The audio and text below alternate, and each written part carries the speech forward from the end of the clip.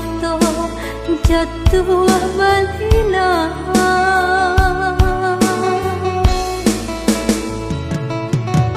di rantau denai lasan sai banyambung hidup di ate galombang kok tiba anginan kencang kemana denai tempe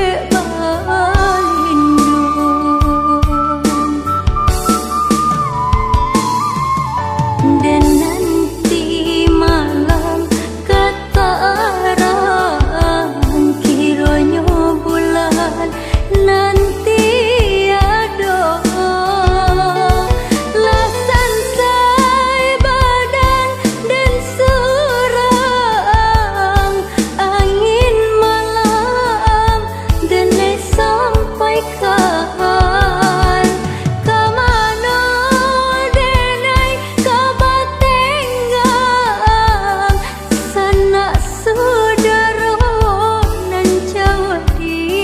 kampung. Oi angin laut tolonglah denai di rantau sampaikan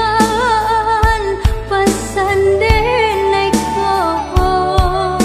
ke orang kampung kabakan denai lasan sai hidup di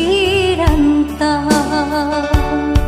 orang kampung kabakan denai lasan sai di ayun galombang rantau.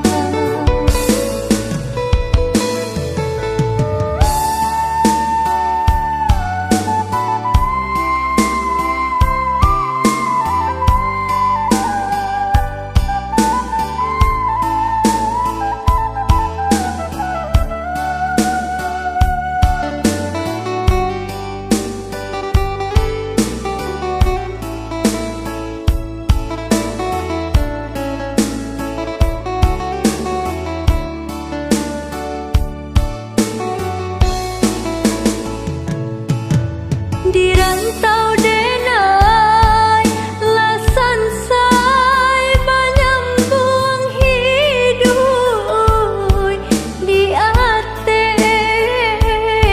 galombang kok tiba anginan kencang kemana denai tempe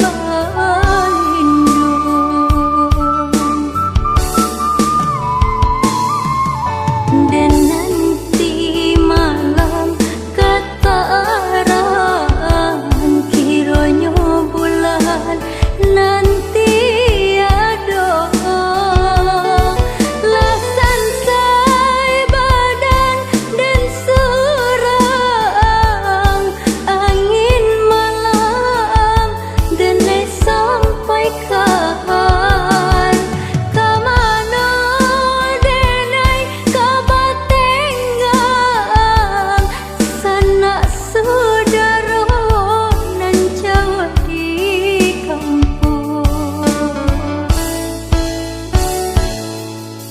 Oi angin laut